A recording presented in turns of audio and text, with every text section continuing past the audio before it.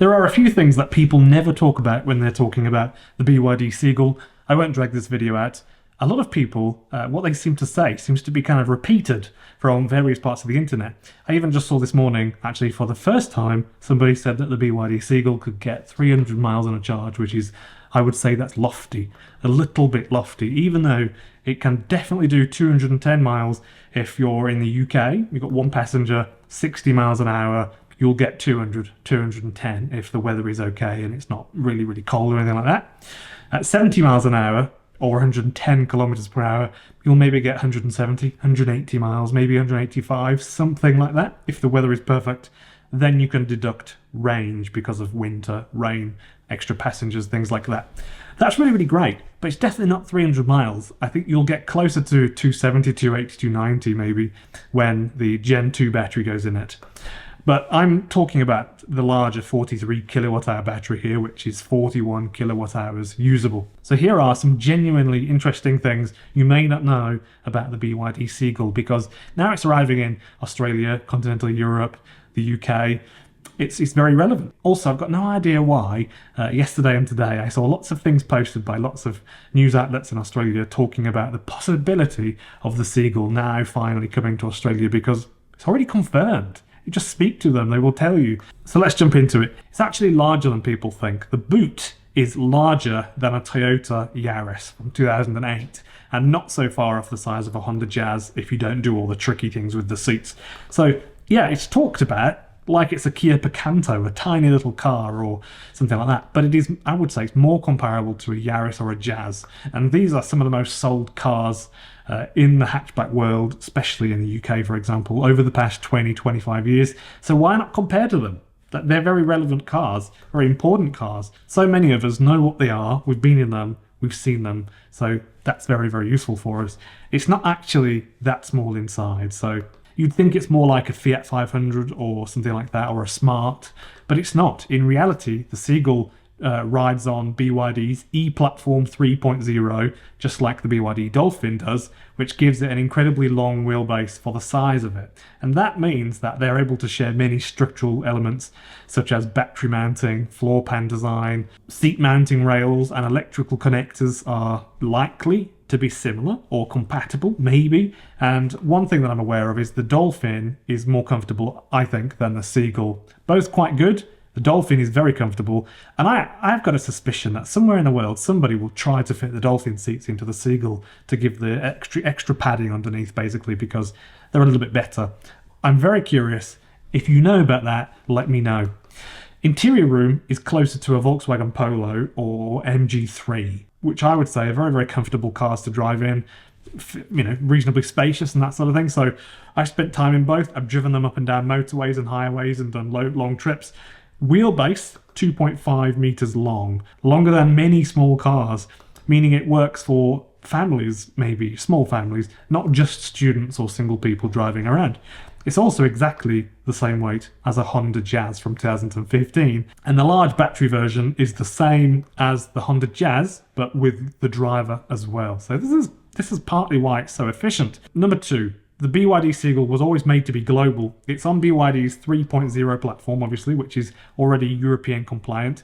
And this is why they could launch the Seagull in China in 2023 and then get some BYD Seagull mules in different parts of the world in 2024, and then basically tell everybody in 2025 they're selling it. It's already registered and you can go test drive them in 2025. That's exactly why, because it was always planned to be, you know, going around the different countries in the world. The homologation process was very straightforward. Obviously, they really had to do minimal work, stretch it out 30 centimeters, for example, to meet Australia, you know, 290 millimeters, I think it was. So number three, the BYD Seagull is typically known to come with Linglong tyres. This is an interesting thing. And by the way, I'm going to give you 4, not 3. So the Linglong tyres that are not so grippy, you'll be happy to know the export versions don't come with them. So the UK version, for example, they don't come with them. I'm not sure about the European version. The UK version, though, does come with Hankook STAS tyres, which are very, very good quality tyres. There has also been some testing, unofficial testing done on the internet. So in places like Brazil, for example, the standard tyres from Linglong versus Continental tyres offer 20% less grip in the wet. when doing braking tests from 100 kilometers per hour. A dry test saw stopping distance go down from 42.6 meters to 34 meters. So I would have said one of the best things to do is when you buy one, just factor in a little bit of extra money to buy some better tyres, and that basically just means that the car will feel safer, the brakes are better, it will turn and swerve better. It's the cheapest, easiest, most simple upgrade you could possibly do, checking a few £100 at Tyres, but in the UK that's already done for you, so we've got that sorted. Basically that was going to be a thing I wanted to mention to people. Number 4, the bonus one.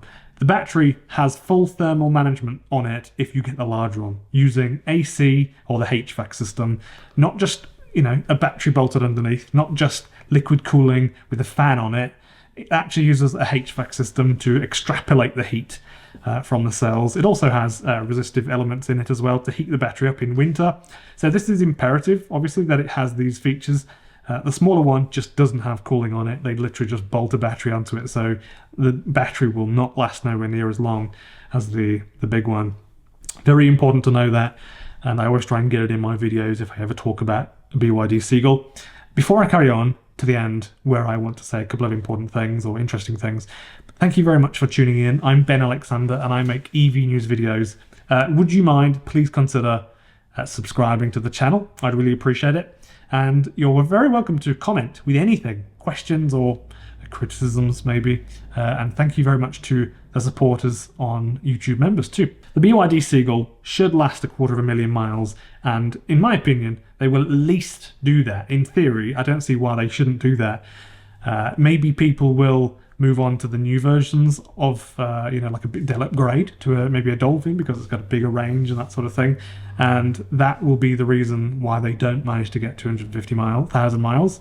Or maybe they get crashed or they get too dented and then they get put into scrap yards and stuff. But theoretically, I reckon somebody could drive one like a driving instructor, and could genuinely do 200,000-300,000 miles in it and have basically no issues. I really do think they would. Also, there is a YouTube channel which is really, really great. I think people should know about it, called Kia e-Niro Diaries, run by a chap called David, an Englishman who lives in France.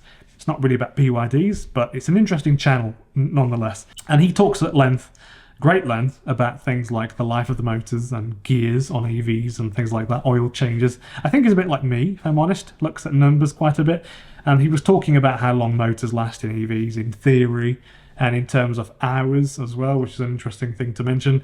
And theoretically, if the battery still has a usable range and the reduction gear doesn't bugger up and it all still goes, a motor should last something like 1.5 million kilometers, something like that. So, and based on the fact that we literally have seen BYDs go well over 200,000 kilometers with zero issues now, and we've seen teardowns. They are well made, we know that for sure.